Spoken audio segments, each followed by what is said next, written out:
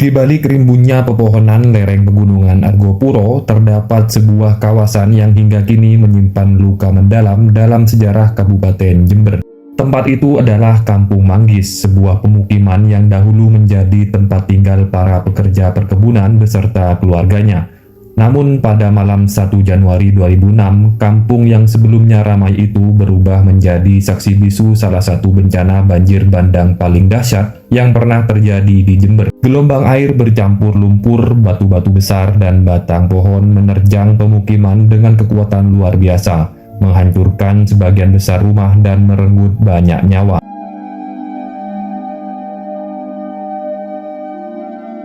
Meski menjadi wilayah yang mengalami kerusakan paling parah, Kampung Manggis tidak sepenuhnya hilang dari permukaan bumi. Hingga kini masih dapat dijumpai beberapa sisa bangunan, pondasi rumah, bekas jalan, dan bangunan peninggalan perkebunan yang tetap berdiri meski telah rusak dimakan waktu. Sisa-sisa itulah yang menjadi saksi bisu dahsyatnya banjir bandang malam itu.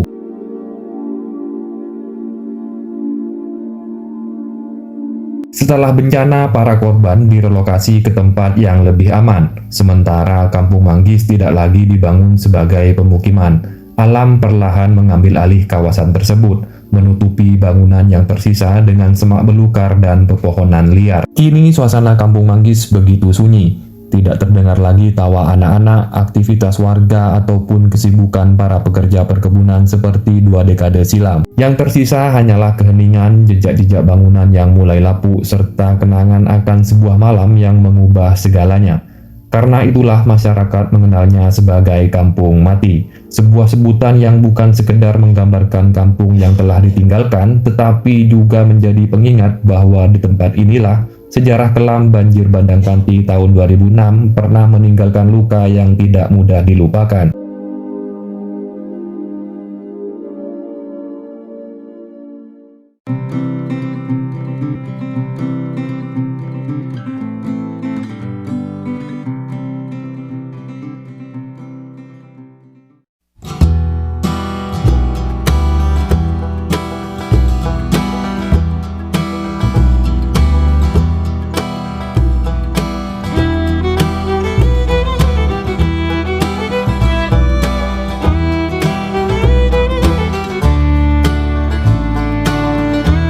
Halo Sobat Ngeluyur, sesuai tayangan di awal video tadi, tujuan kita kali ini adalah menuju ke sebuah kampung yang dulunya adalah kampung yang ramai. Kini menjadi kampung mati, hilang luluh lantah akibat diterjang banjir. Ya, kampung ini adalah kampung perkebunan Keputren, Desa Kemiri, Panti.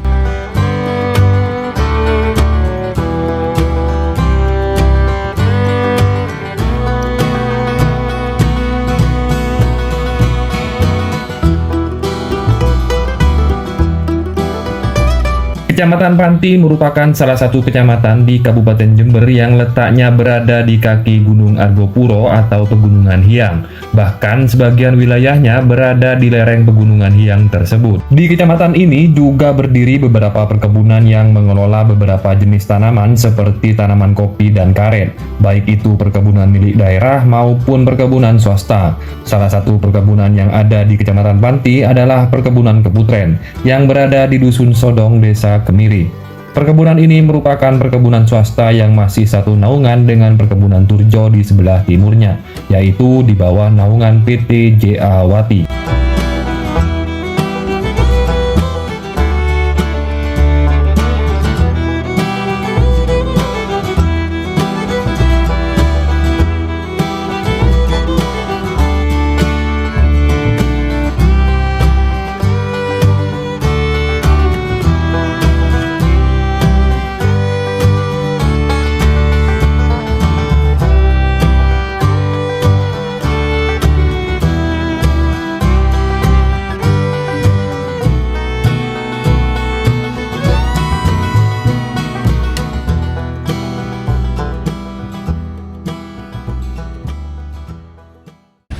Nah, Sobat Ngeluyur, saat ini kita sudah berada di Kampung Perkebunan Keputren baru ya. Kampungnya ada di sebelah situ dan kita berada di depan masjid ini, masjid besar ini Sobat Ngeluyur, cukup megah, Masjid Baitur Rahman di situ Sobat Ngeluyur. Nah, itu ada portal ini. Nanti tujuan kita ke sana nanti ya, ke arah utara.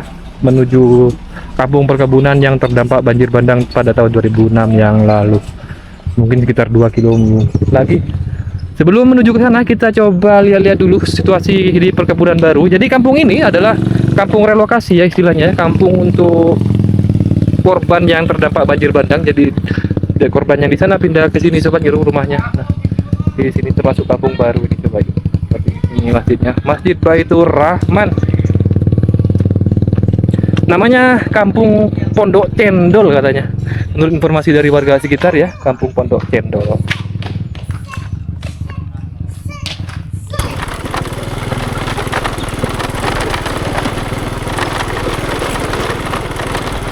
Nah, sobat ngeluyur, kita akan lanjutkan perjalanan dari Kampung Keputren Baru ya, menuju ke Kampung Keputren yang terdampak banjir bandang tahun 2006 yang lalu, sobatku. Nah, ini perkampungannya ada di sini. Untuk jaraknya dari sini itu sekitar berapa ya? Kira-kira 2-3 kilo lah dari sini sobat, dengan kondisi jalan seperti ini. Jadi nanti lokasi Keputren yang akan kita kunjungi itu berada di sebuah lembah sobat. Jadi yang terdampak banjir itu peninggalan Belanda ya, zaman dahulu, berada di sebuah lembah. Wow, jalannya seperti ini. Dan dikelilingi oleh kebun karet ini. Ini kalau tidak salah, perkebunan Keputren itu adalah perkebunan swasta ya, yang mengelola kebun karet dan kopi sobat. Biasanya banyak warga lewat sini kalau pagi hari seperti ini. Nah, itu di depan ada warga. Dan kebetulan saya saat ini ditemani oleh konten kreator asal Banyuwangi dan Jember, yaitu Kang Zen. Nah, ini ada di belakang saya ini sobat ini. Nah, itu ada Kang Zen dan satunya lagi Mas Badi, itu konten kreator FB sobat ini. Badi Imam namanya. Nah, itu.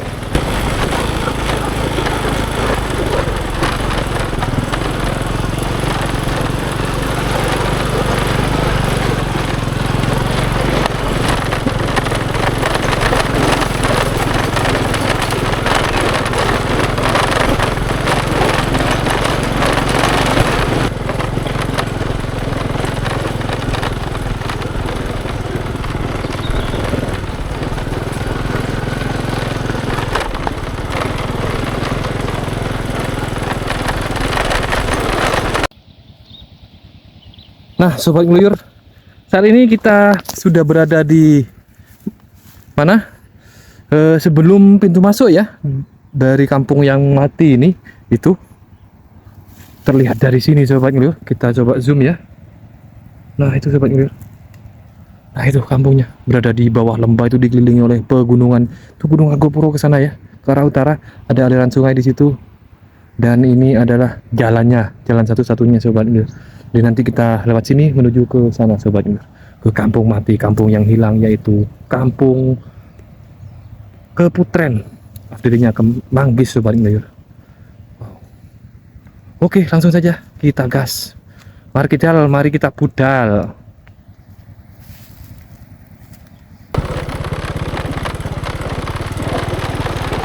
Jadi lokasinya perkebunan Keputren ini berada di bawah situ sobat ngeluyur.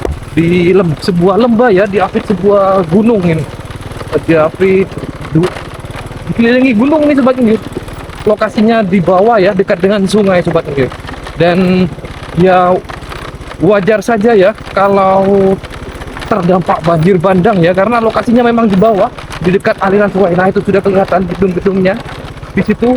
Salah satu bangunan itu di pintu masuknya itu sobat ngeluyur. Dan yang tersisa itu ada beberapa bangunan, termasuk satu buah masjid sobat ngeluyur. Tuh, terlihat pintu masuknya di situ. Wow.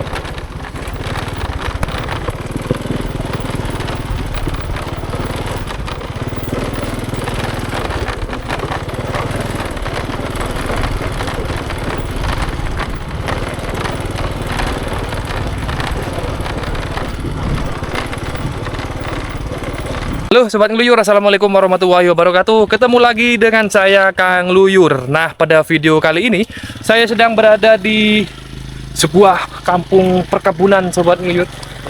Di perkebunan yang sudah mati Sobat Ngeluyur, tidak ada penghuninya karena terdampak banjir bandang Sobat Ngeluyur. Yaitu perkebunan Keputren yang ada di Kabupaten Jember, tepatnya di Kecamatan Panti, desanya Desa Kemiri ini Sobat Ngeluyur. Perkebunannya, kampungnya berada di belakang saya itu. Kampung ini dulunya ramai, namun saat ini sudah tidak berpenghuni. Kampung yang mati Sobat Ngeluyur. Nah, seperti apa kondisi dan suasananya saat ini di tahun 2026 Sobat Ngeluyur? Sekitar 20 tahun ya setelah banjir bandang. Nah, di sini pintu masuknya ya. Kita dari arah situ tadi, dari arah Desa Kemiri, pusat desanya. Ini jalan satu ini Sobat Ngeluyur. Di sini juga ada persimpangan, di sana ke arah kebun, juga ke sana juga bisa. Kampungnya ada di depan situ, di bawah lembah Sobat Ngeluyur. Ada sebuah pos di sini dan ada ini sebuah pos jaga mungkin ya, atau rumah dinas ini, rumah-rumah perkebunan. Nah, ini ada tulisannya, ini bekas tulisannya kantor Afdeling Manggis. Afdelingnya Manggis di sini, masuk ke Putren Sobat Ngeluyur. Ini kantornya di sini. Wah, sebentar lagi kita akan menuju ke sana Sobat Ngeluyur, ke area perkampungannya yang sudah ditinggalkan Sobat Ngeluyur. Ada beberapa bangunan yang tersisa di situ.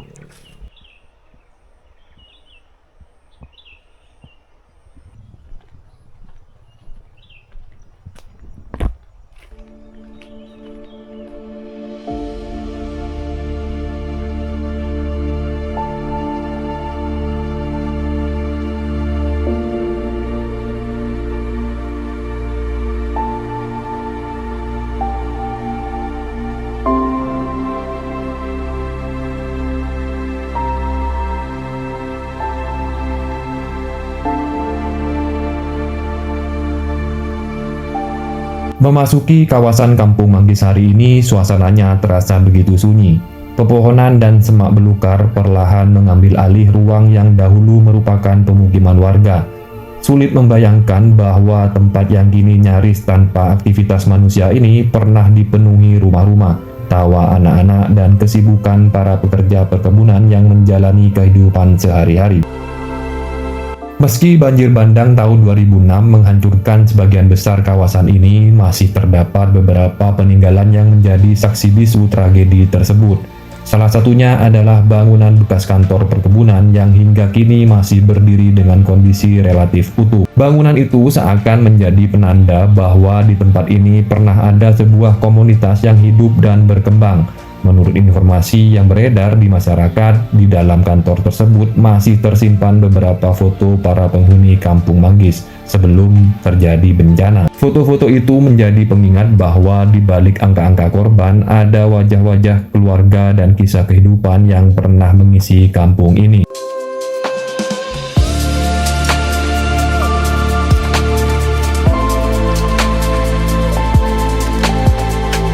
Di beberapa sudut, jejak-jejak pemukiman lama masih dapat ditemukan. Bekas pondasi rumah yang mulai ditumbuhi rumput, sisa pos jaga, dan reruntuhan bangunan lainnya masih terlihat, meski perlahan mulai menyatu dengan alam.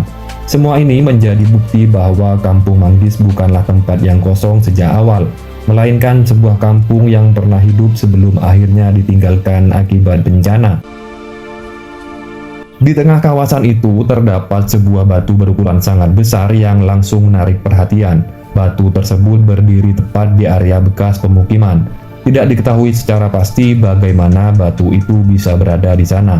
Namun banyak orang memperkirakan batu tersebut terbawa oleh banjir bandang dari kawasan hulu Pegunungan Argopuro, lalu tertinggal ketika banjir mulai surut. Jika dugaan itu benar, batu besar ini menjadi gambaran betapa luar biasanya kekuatan banjir saat itu.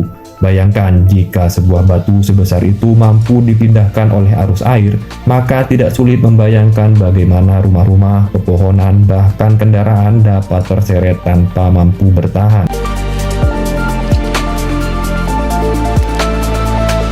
Di antara sisa-sisa bangunan itu berdiri sebuah monumen peringatan yang sederhana namun penuh makna. Monumen tersebut menjadi tempat untuk mengenang para korban yang kehilangan nyawa dalam tragedi saat berada di lokasi ini. Saya sendiri merasakan suasana yang sulit diungkapkan dengan kata-kata.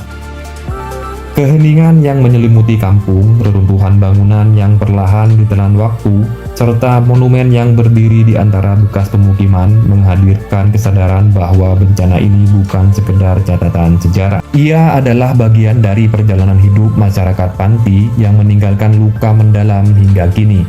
Kampung Manggis mungkin telah lama ditinggalkan, tetapi jejak-jejak yang masih tersisa akan terus menjadi pengingat agar tragedi serupa tidak pernah lagi terulang.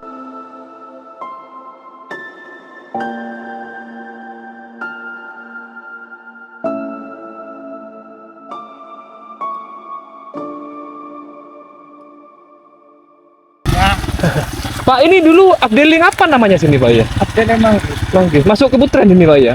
Putren ya yang baru. Oh, yang Bapak dari nyari rumput ya ini Pak? Iya, Oh, Pak, dulu banyak penghuninya sini Pak ini Pak? iya. Banyak.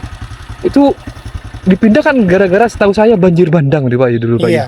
Tahun Memang banjir bandang. 2006 dulu Pak ya? 2006. Berarti banyak rumah di sini dulu Pak ya? Banyak. Oh, satu kampung gitu Pak ya? Iya, satu perkebunan Satu perkebunan. di bawah. Oh, waktu kejadian itu malam hari apa siang hari Pak ya? Malam-malam jam 11 Oh berarti tengah malam Pak ya? tengah malam. Jam 11 Berarti banyak. kejadiannya. Oh banyak orang masih tidur. Enggak, Terlap- sudah ngungsi semua. ngungsi. Tapi banyak ada korbannya Pak ini Pak. Ada sekitar 20 orang apa? Oh 20 orang Pak ya. Iya sih. Oh. Jadi tragedi itu Pak ya dulu Pak ya. Iya. Jadi di Jember. Pas akhir tahun kalau nggak keliru tuh Pak ya. Iya, akhir tahun. Iya iya. Yang tersisa bangunannya itu kantornya sama masjidnya Pak ya. Yang Perumahan pimpinan, masjid, ini perumahan ini. perumahan ini belakang ini Iya. ya. Oh yang sini ini apa? Oh di sini Iya. Pak. Oh perumahan juga ada itu ini, ya. Perumahan juga. Perumahan itu. Pak Sinder itu. Pak Cinder Pak. Iya. Akhirnya dari setelah banjir bandang ini warga yang itu yang di sini dipindah apa gimana Pak? Iya, dipindah. Kemana pindahnya Pak? Dulu diungsikan ke Durjo dulu. Masih belum ada perumahan di sini yang baru. Yo yang masjid ini. Iya. Oh, sekarang pindah ke situ sudah Pak ya? Iya. Oh, Bapak di situ juga? Iya. Oh. Karena saya asli sini. Saya. Wah, di sini Bapak. Iya. Berarti tahu persis Bapak ya? Iya, waktu kejadiannya itu. Alhamdulillah masih apa ya? Iya, iya. Tapi sudah ngungsi dulu berarti Bapak ke situ Pak ya? Enggak, masih di sini, Masih di perumahan sini. Oh, itu awalnya gimana itu Pak? Apa langsung banjir gitu? Apa sedikit-sedikit dulu? Apa gimana? Jam 2 sore itu sudah banjir, agak kecil gitu. Jam 6 sore besar, Iya. besar-besar. Pas selesai maghrib, mau isya itu kecil air. Oh gitu. Ya, Oh. Setelah itu kecil orang-orang dianggap selesai berarti Pak ya? Dianggap banjirnya selesai mungkin gitu ya? enggak, masih orang tetap di sini, Lalu di di sini? perumahan di belakang Oh. ini. Takutnya ada susulan Usulan gitu ya? gitu. Iya, iya. Iya, iya. Pas jam 11 itu kejadiannya sudah. Jam 11. Iya. Jam 11 malam. Iya, iya.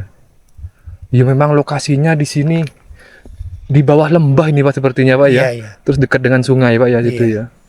Memang peninggalan Belanda ini dulu Pak ya? Iya. Perkebunan milik Keputren, Abdeleng Manggis ini. Oh, negeri apa swasta ini Pak? Ini swasta ini. Swasta ya Pak ya? Iya, perkebunan swasta apa sini? Iya. Iya. Dengan Bapak siapa? Pak Joko. Pak Joko. Ini buat rokok Bapak, beli rokok. Sedikit Pak, bukan manfaat Pak ya. Terima kasih. Iya, sama-sama. Dan selain kantor tadi Sobat Ngelur, kantor Afdeling yang tersisa, bangunan yang tersisa adalah masjid ini Sobat Ngelur. Sebuah masjid yang ada di kampung ini. Itu di depan masjidnya Sobat Ngelur. Nah, masih utuh itu masjidnya. Wow. Sungguh sangat keajaiban ya. Besarnya, bayangkan besarnya banjir pada saat itu dan bangunan ini masih tersisa sobat ngeliur.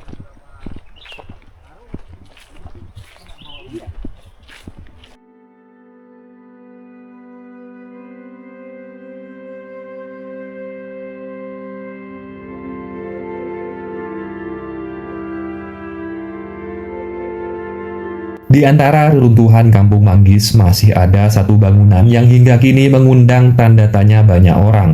Bangunan itu adalah sebuah masjid. Berbeda dengan rumah-rumah yang hancur dan bangunan lain yang porak-poranda diterjang banjir bandang, masjid ini masih berdiri kokoh di tempatnya. Dindingnya tetap tegak, bentuk bangunannya masih utuh, seolah-olah luput dari amukan bencana yang pada malam itu menghancurkan hampir seluruh kawasan di sekitarnya. Bagi sebagian orang, keberadaan masjid ini dianggap sebagai sebuah keajaiban. Namun bagi yang lain, bangunan tersebut menjadi pengingat bahwa di tengah dahsyatnya bencana masih ada hal-hal yang belum sepenuhnya dapat dijelaskan. Hingga kini masjid ini tetap berdiri sebagai saksi bisu malam kelam yang mengubah Kampung Manggis untuk selamanya. Keunikan masjid ini tidak berhenti di situ. Menurut penuturan beberapa warga yang ikut menyaksikan proses evakuasi setelah banjir surut, di dalam masjid pernah ditemukan sebuah batu berukuran cukup besar. Batu itu berada di dekat ruang imam sholat. Cerita ini terus diwariskan dari mulut ke mulut dan masih dikenang oleh masyarakat sekitar hingga sekarang. Yang membuat kisah ini begitu menarik adalah sebuah pertanyaan yang hingga kini masih sering muncul. Jika benar batu sebesar itu terbawa oleh arus banjir hingga masuk ke dalam masjid, bagaimana batu tersebut bisa berada di dalam ruangan sementara bangunan masjid sendiri tetap berdiri tanpa mengalami kerusakan yang berarti? Tidak terlihat keruntuhan besar pada dinding ataupun bagian bangunan yang seolah menjadi jalur masuk batu tersebut. Pertanyaan itulah yang sampai hari ini belum memiliki jawaban yang benar-benar pasti. Kini masjid itu masih berdiri dalam keheningan, dikelilingi bekas pondasi rumah, kantor perkebunan yang tersisa, monumen peringatan korban, dan jejak-jejak kehidupan yang pernah ada. Di tempat ini, setiap bangunan menyimpan cerita, setiap batu menyimpan kenangan, dan setiap langkah seakan mengingatkan bahwa Kampung Manggis bukan hanya lokasi sebuah bencana, tetapi juga ruang tempat sejarah, kehilangan, dan harapan bertemu dalam satu waktu.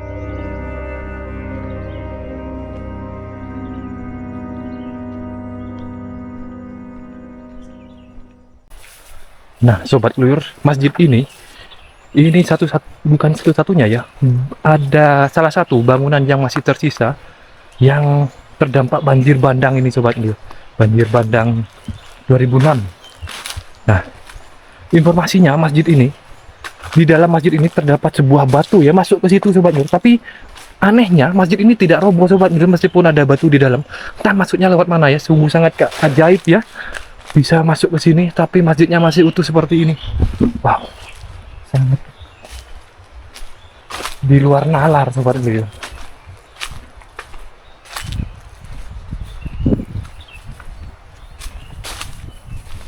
Nah, kali ini saya ditemani oleh konten kreator asal Banyuwangi, tepatnya di Kalibaru. Siap. Mas siapa namanya? Kang Zen. Kang Zen. Kang Zen, siap saudara. Iya. Nama YouTube-nya Kang Zen ya. Kang Zen. Iya. Petualangan Kang Zen. Petualangan Kang Zen. Dan saya beruntung bertemu sama Kang Luyur hari ini. Alhamdulillah. Sama-sama Mas. Ya. Sahabat dari Jember. Iya. Gimana kesannya Mas ini Mas? Wah, benar-benar Mas Enggi. Jadi saya barusan dapat informasi dari bapak yang orang yang tinggal di kampung sebelah itu banyak menceritakan kisah yang di sini. Informasinya ada memang kalau di Tugu itu ada 20 korban jiwa yang terdampak dari kampung ini. Dan yang 17 itu ketemu, dan yang 3 itu tidak. Sampai sekarang. Berarti, ya masih belum ketemu sampai sekarang? Sampai sekarang, Mas. Jadi ternyata banjirnya itu 2 kali, Mas. Jadi malam Seninnya, di hari Minggu malam Seninnya, dan hari Senin pagi jam 7 itu ada lagi ternyata. Yang menerjang susulan untuk Jadi sempat menolong si bapak itu tadi. Menolong satu orang yang memang tinggal kepalanya, tapi masih hidup. Tiba-tiba datang lagi banjir, akhirnya lari, cuman ini sempat ditolong sama cerita si bapak tadi. Ya. Saya bayangkan sangat mengerikan tragedi itu ya. Apa mencekamnya waktu itu ya. Oh, ya semoga kedepannya tidak ada kejadian seperti ini lagi, Pak ya. Dan yang terlebih adalah semua korban jiwa yang terdampak di sini mudah-mudahan ditempatkan di surganya Allah. Amin, amin. dihantam. Kita gas lagi yuk. Monggo.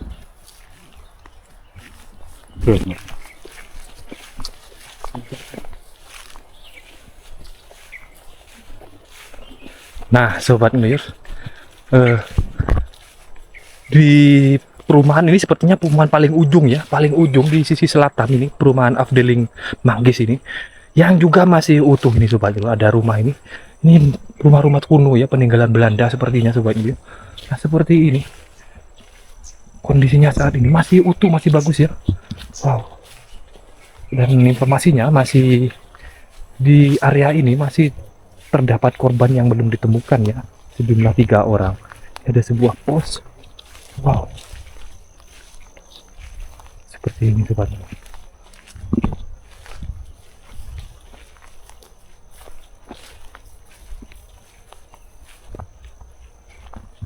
Ini sebenarnya ada beberapa rumah ini. Ada 1, 2, 3, ada 3 pintu, 3 ruangan ini artinya.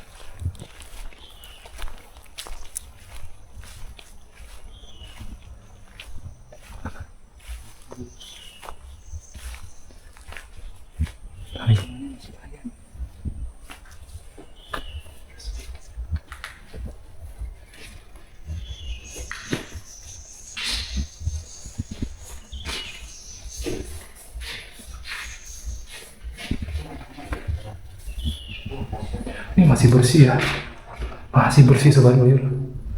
Oh, masih utuh bangunannya, cuma banyak rumput-rumputnya yang ditempati hewan-hewan kelelawar ini Sobat Mir. Seperti ini kondisi kampung mati yang ada di Afdeling Manggis, perkebunan Keputren.